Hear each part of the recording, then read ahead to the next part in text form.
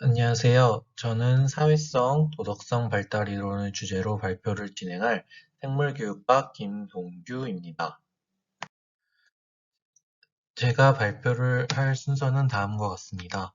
각 이론들을 설명하고 그 이론에 맞추어 학교 현장에서 일어날 수 있는 사례들을 한번 살펴보고 그 속에서 교사는 과연 무엇을 할 수 있을지 이론들을 바탕으로 한번 준비해 보았습니다. 첫 번째로 사회성 발달 이론입니다. 사회성 발달이란 다른 사람들과 서로 상호작용하고 잘 어울릴 수 있는 개인의 능력이 향상되는 것을 뜻합니다. 학생들의 사회성이 발달하면 친구들 사이에 강한 유대감을 느끼며 중퇴와 약물 남용 비율이 감소한다는 연구가 있습니다. 또한 학생들은 학업적으로 더 많은 성취를 이루고 즐거운 학교 생활을 한다고 합니다. 사회성 발달 이론은 두 가지 측면으로 구분되는데 그것은 바로 관점 수용, 그리고 사회적 문제 해결력입니다. 첫 번째로 관점 수용에 대해 살펴보도록 하겠습니다. 관점 수용은 다른 말로 상대방의 생각과 감정 이해하기라고 부르기도 합니다. 즉, 다른 사람의 생각과 느낌을 이해할 수 있는 능력을 말합니다. 관점 수용은 천천히 발달하며 피아제의 인지 발달 단계와 관련이 있다는 연구가 있습니다. 관점 수용에 뛰어난 사람은 곤란한 사회적 상황에 능숙하게 대처하며 공감과 동정을 잘하고 또래로부터 호감을 얻는다고 합니다. 반대로 관점 수용이 부족한 사람은 상대방의 의도를 적대적으로 해석하는 경향이 있으며 반사회적인 행동으로 이어질 수 있다고 합니다. 더 나아가 다른 사람의 감정을 다치게 하여도 아무런 죄책감이나 후회를 느끼지 않는다고 합니다. 두 번째 관점은 사회적 문제 해결력입니다. 사회적 문제 해결력이란 해당된 사람 모두에게 유익한 방법으로 갈등을 해결하는 능력으로 앞서 살펴본 관점 수용과 밀접한 관련이 있습니다. 사회적 문제 해결력은 총 4단계로 이루어져 있는데 그것은 바로 사회적 단서의 관찰 및 해석, 사회적 목표 확인, 전략 세우기, 평가 등으로 구성되어 있습니다. 연구에 따르면 사회적 문제 해결력이 발달한 학생들은 친구들과 싸우는 일이 적으며 조별 활동에서 더 효율적인 수행이 가능하다고 합니다. 또한 연습과 함께 점차적으로 발달할 수 있다고 합니다. 지금까지 두 가지 측면을 살펴보면서 사회성 발달 이론에 대해 한번 이해해 보았습니다. 다음은 교사가 다툰 두 학생을 불러 대화를 나누고 있는 상황입니다. 읽으실 시간을 잠시 드리도록 하겠습니다.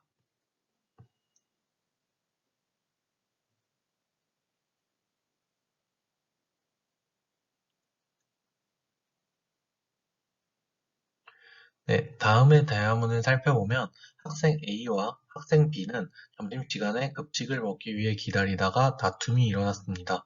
두 학생의 대화를 통해 사회성 발달이 조금 부족하다는 것을 느낄 수 있습니다. 그럼 과연 두 학생에게 교사는 무엇을 할 수 있을까요? 첫 번째로는 B에게 아침에 있었던 상황에 대해 구체적인 설명을 요구할 수 있을 것 같습니다. 그 사정을 학생 A와 함께 공유하고 학생 A가 학생 B의 상황을 수용할 수 있는지 한번 대화를 나누어 볼 수 있을 것 같습니다. 두 번째로는 학생들의 사회적 문제 해결력 향상을 위해 각 단계에 대한 방향을 함께 공유해 볼 수 있을 것 같습니다. 그에 맞추어 교사의 발문을 한번 간단하게 상상하여 적어 보았습니다.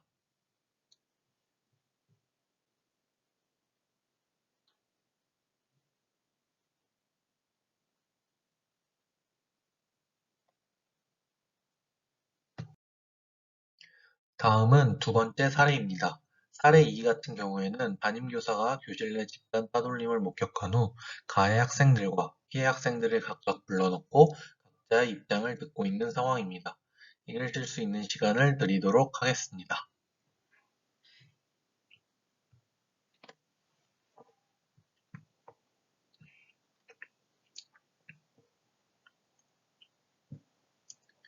두 학생 모두 친구들보다는 자신의 입장에서 상황을 설명하는 것을 볼 수 있습니다.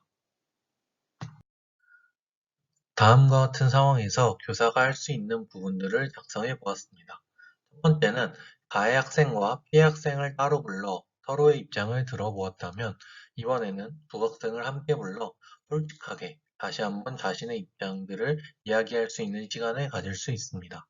두 번째는 서로가 역지사지의 마음을 가질 수 있도록 역할극을 할 수 있을 것입니다. 이때 교사는 학생들에게 발문을 맡기는 것이 아니라 학생들이 서로의 관점을 수용하고 사회적 문제 해결력을 기를 수 있도록 어떤 말들을 해야 되는지 알려줄 수 있습니다. 마지막으로, 집단 따돌림은 더 큰 학교 폭력으로 이어질 수 있습니다. 만약 더 큰 학교 폭력으로 커진다면 전문가와 함께 또래 중재 프로그램을 진행해 볼 수 있을 것입니다. 그럼 지금부터는 도덕성 발달 이론에 대해 살펴보도록 하겠습니다.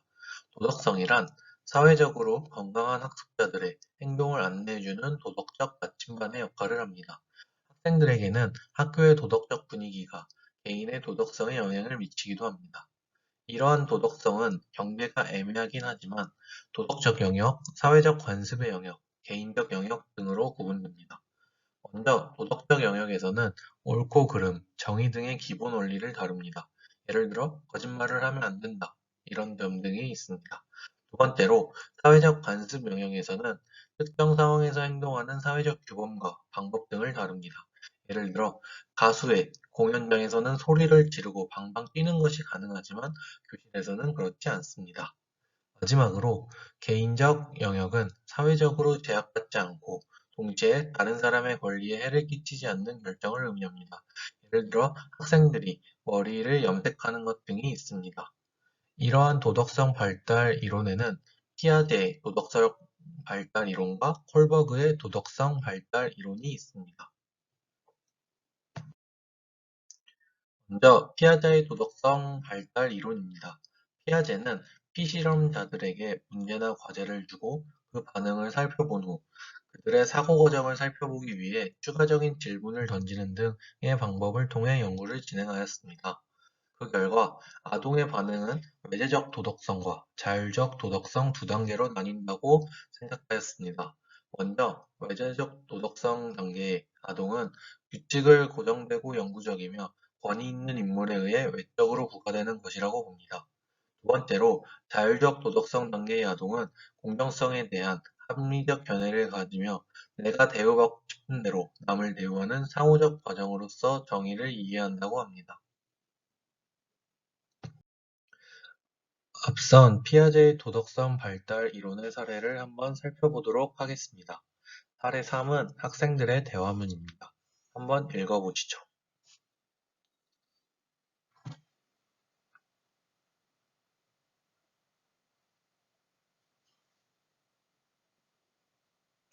여러분은 학생 A와 학생 C의 상반된 반응을 살펴볼 수 있으셨을 것입니다. 학생 A는 외제적 도덕성 단계의 학생으로 볼 수 있습니다. 자신의 도덕적 행동의 기준은 교사가 있을 때만 적용된다는 것이죠.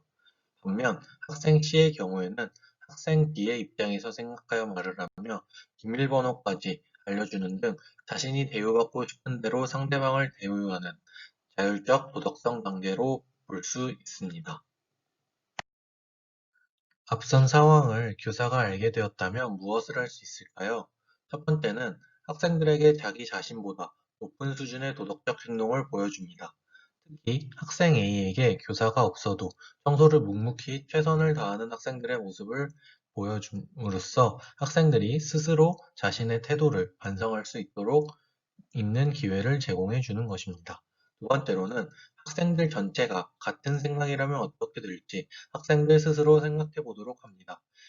예를 들어, 얘들아, 만약 모든 학생들이 같은 생각으로 선생님이 없을 때 청소를 안 하면 교실은 어떻게 될까? 등의 질문을 던질 수 있을 것입니다. 마지막으로 학생 C와 같이 자율적 도덕성 단계의 학생에게 자신이 그렇게 말한 이유를 한번 물어보고 다른 학생들과 그 내용을 공유해 볼 수 있을 것입니다. 도덕성 발달 이론 중 두 번째는 홀버그의 도덕성 발달 이론입니다. 그는 옳고 그름에 관련된 주제를 다루며 동시에 어떤 결정도 긍정적이면서 동시에 부정적인 결과를 가져다주는 도덕적 딜레마를 통해 연구를 진행하였습니다. 그 결과 도덕적 추론이 각각 두 개의 단계로 구성되어 있는 세 개의 수준에서 이루어진다고 보았습니다. 즉, 총 6단계로 이루어졌다고 보는 것입니다. 첫째는 전인습 수준입니다. 이 수준의 아동들은 옳고 그름에 관한 내재화된 기준이 결여되어 있으며 자신에게 일어나는 도덕적 결과에 초점을 맞추는 등의 자기중심적 특징을 보입니다. 1단계 처벌 복종 단계에서는 자신의 처벌 여부에 따라 도덕적인 판단을 내립니다. 2단계 시장 교환의 단계에서는 상대방과의 상호주의에 입각한 행동은 도덕적으로 정당화될 수 있다라고 생각합니다. 다음 수준은 인습 수준입니다. 인습 수준의 아동들은 자기 자신의 결과보다는 사회의 관습을 받아들이게 됩니다. 3단계 타인과의 조화 단계에서는 충성심이나 다른 사람들의 기대, 사회적 인습 등에 기초한 결정을 합니다. 4단계 법과 질서 단계에서는 법과 질서를 그 자체로 존중합니다. 마지막으로 후인습 수준입니다. 이 수준의 아동들은 개인적, 사회적 단계를 초월하여 추상적인 자신의 원리로 문제를 바라봅니다. 5단계 사회적 계약의 단계에서는 사회적으로 합의된 규칙에 기초한 도덕적 판단을 내립니다. 6단계 보편적 원리의 단계에서는 사회의 법을 초월하여 추상적이고 보편적인 원리를 기초로 합니다. 이와 관련된 사례를 한번 작성해 보았습니다. 한번 읽어보시죠.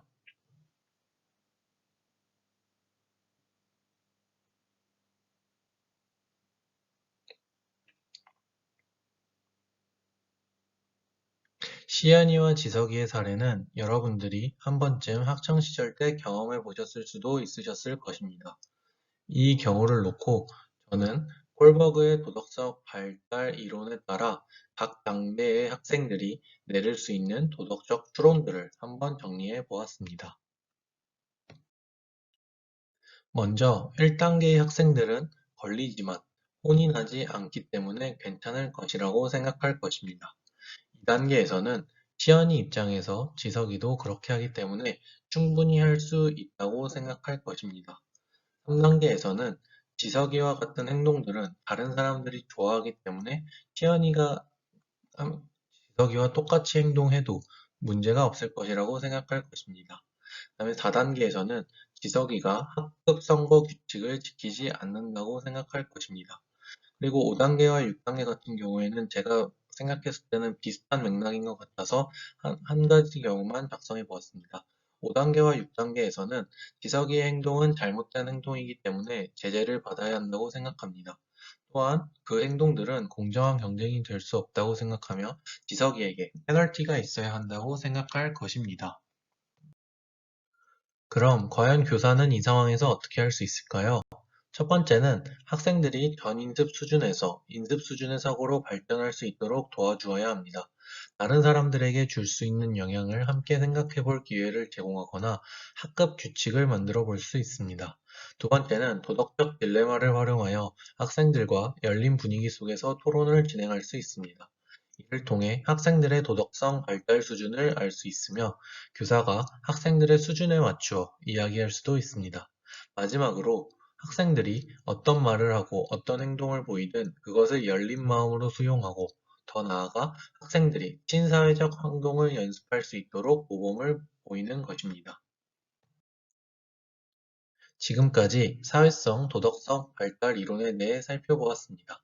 첫 발표이다 보니 어떤 내용을 어떻게 담아야 할지 고민도 많이 했고, 이렇게 하는 것이 맞나? 라는 개인적인 생각도 많이 하였습니다.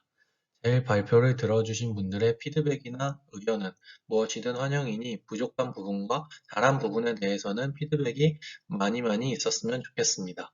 또한 제 발표와 관련한 질의가 있으시면 댓글로 남겨주시면 감사드리겠습니다. 지금까지 제 발표를 들어주셔서 감사합니다.